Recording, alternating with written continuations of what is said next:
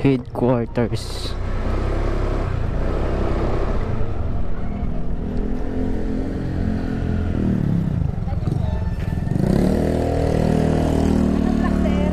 Phase 2 po ba dito? Yes po. May entrance tayong 10. Ano block yan? 10 pesos po. Okay, papasok ka dyan sir sa unang kanto. Kakanan ka dyan sa unang kanto. Kanan po ako dyan. Mamaya na po ito. Alam naman ako muna dyan. Sige po. Ito na lang, 10 pesos lang. Okay, thank you. Kaliwa, pasok ka sa unang kanto. Sige po. Unang kanto. Dito guys. 10:43.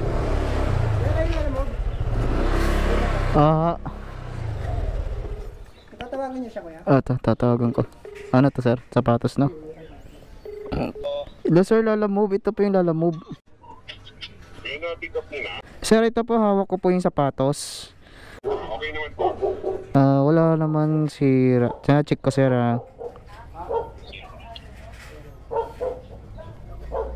Send ko rin sa inyo sir sa may ano. Sige. May ano lang siya. Pasend na lang ng picture dun sa akin. Tapos ano. Okay. Yung bayad sa kanya. Sige sir. Wala namang. Okay. Sige sir. Okay po. Send ko lang sa kanya sir Sir, yung sa gate sir, siningil po ako 10 piso. Singin ka? Send ko lang sa kanya ng picture.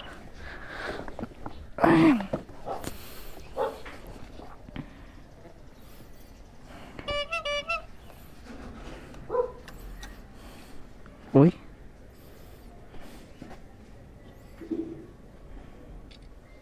Original bands to sir. Kaya lang kuya, bigay na sa akin.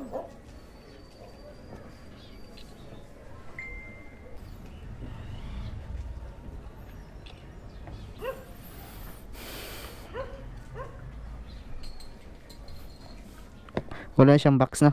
Ito lang. Binayaran na kayo? Okay na sir na. Opo, nasan ko na yung bayad. Sir, okay lang sir. Sabayan ko ng isang booking sir. Galing po. Okay lang po sabayan natin ng isang booking. Mga anong oras kayo makakaano kaya? Dating. Before siguro 7 sir. Andin dyan na ako. Ay, 7. Alis ako ng ano. Oras, mag-alas 6 na pala eh. Kaya bago mag-7 kasi alis kasi ako sakto ng ano Ay. 6:50. Nako, di na po ata kaya sir. Mag-alas 6 na pala. Oo. Paano na lang kuya? Sir? Logi kasi sir, pag isang booking lang dadali namin sir eh. Double booking kasi kami. Eh hindi ko naman, binu ko naman ng maayos yan Sir? Ano yung sabi ng half?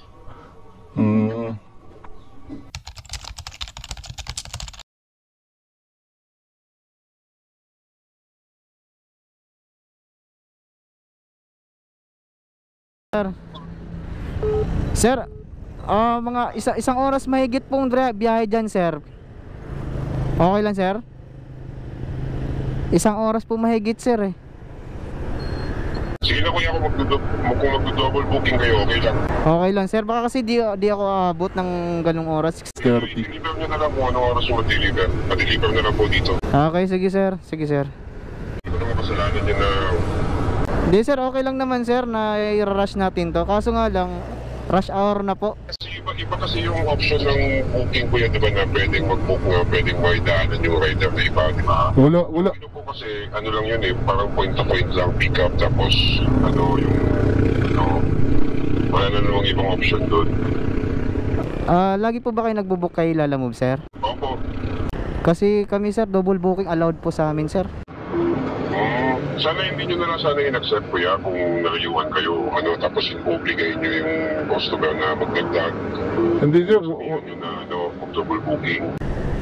Wala din kasi kayo sinabi na rush po pala to sir, kaya...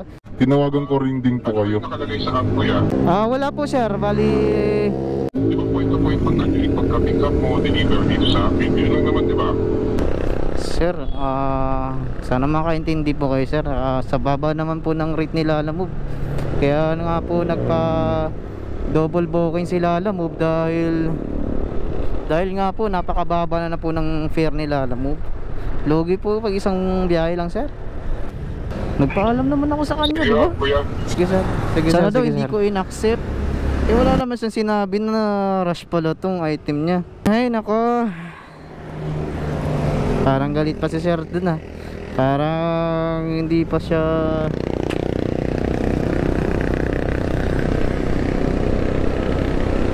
wait na yun. Kaya nga nagpaalam ako sa inyo eh. So yun mga boss, ihatid na lang natin mga boss. Wala, ayoko nang makipagtalo pa. Eh pumayag nga siyang mag double book tayo, pero deep inside sa kanya labag sa loob niya yun. Gusto niyang ipaparas talaga tong dala-dala natin. So far wala tayong magagawa.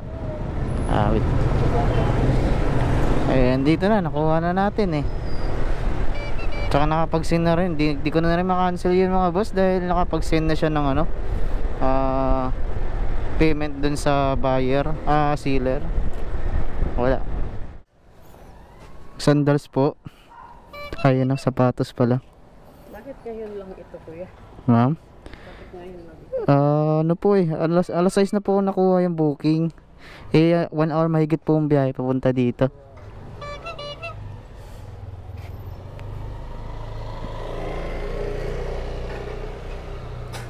May babayaran pa po yan, mama.